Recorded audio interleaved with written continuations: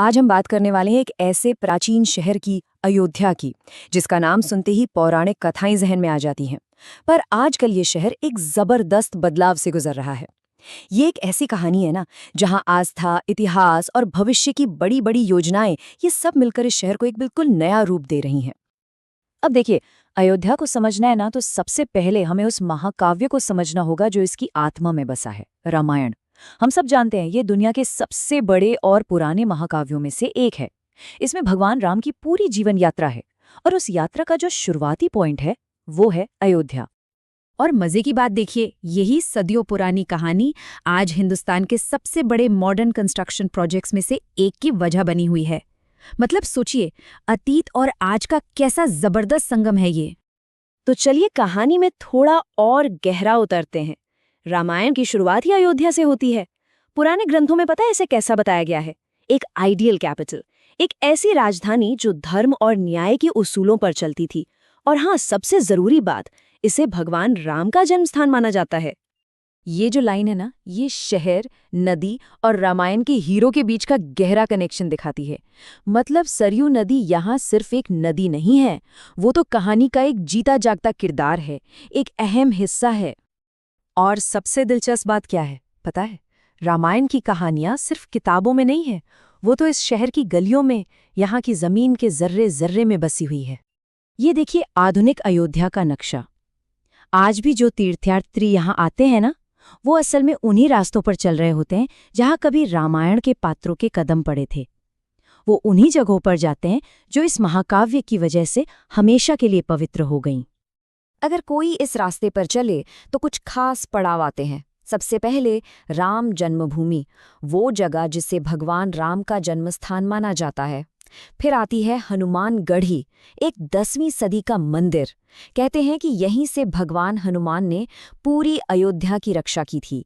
और फिर सरयू नदी के किनारे है गुप्तार घाट, वो पवित्र जगह जहां से माना जाता है कि भगवान राम ने स्वर्ग के लिए प्रस्थान किया था। सच कहूं तो यहाँ का कोना कोना एक कहानी सुनाता है।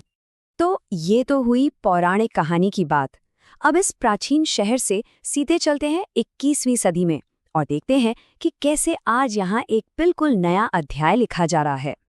इस सारे बदलाव के पीछे एक तारीख बहुत अहम है, 9 नवंबर 2019। इसी दिन भारत के सुप्रीम कोर्ट का एक फैसला आया, और उस फैसले ने मानव विकास की एक ऐसी लहर शुरू कर दी जो अयोध्या का चेहरा हमेशा के लिए बदलने वाली थी। तो ये जो नया अयोध्या बन रहा है ना, इसकी नींव 4 बड़े पिलर्स पर खड़ी है। सबसे पहला और सबसे बड़ा, भव्य राम मंदिर का निर्माण। दूसरा, शहर को पूरी दुनिया से कनेक्ट करने के लिए एक इंटरनेशनल एयरपोर्ट। तीसरा, एक बिल्कुल नए रंग रूप में रेलवे स्टेशन। और चौथा, सरयू नदी के घाटों को सुंदर बनाना। ये चारों प्रोजेक्ट्स मिलकर आप समझिए कि शहर का पूरा नक्शा ही बदल रहे हैं। इस विशाल काम को करने के लिए श्री राम जन्मभूमि तीर्थ क्षेत्र ट्रस्ट बनाया गया, जो मंदिर के पूरे निर्माण की देखरेख कर रहा है। और इंजीनियरिंग का काम टाटा कंसल्टिंग इंजीनियर्स जैसी बड़ी कंपनियां संभाल रही हैं। इससे अंदाजा लगता है कि ये प्रोजेक्ट कितने बड़े पैमाने पर चल रहा है। लेकिन जब इतना तेज विकास होता है तो जमीन पर इसका असर क्या होता है? चलिए इसके अवसर और चुनौतियों दोनों पर एक नज़र डालते हैं। अब देखिए, हर बड़े बदलाव के 2 पहलू होते हैं, है ना? एक तरफ तो मौके ही मौके हैं, टूरिज्म बढ़ेगा, लोगों को नौकरियां मिलेंगी, शहर बिल्कुल नया हो जाएगा। लेकिन सिक्के का दूसरा पहलू भी है, चुनौतियां भी कम नहीं हैं। जमीन अधिग्रहण एक बड़ा मुद्दा है, पैसों का इंतजाम करना है, और पर्यावरण की भी चिंता है। इन सब के बीच एक बैलेंस बनाना बहुत जरूरी है। तो आगे क्या?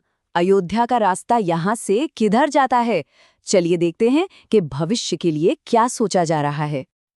देखिए, विजन बहुत बड़ा है। लक्ष्य है अयोध्या को एक ग्लोबल स्पिरिचुअल कैपिटल, यानी एक वैश्विक आध्यात्मिक राजधानी बनाना।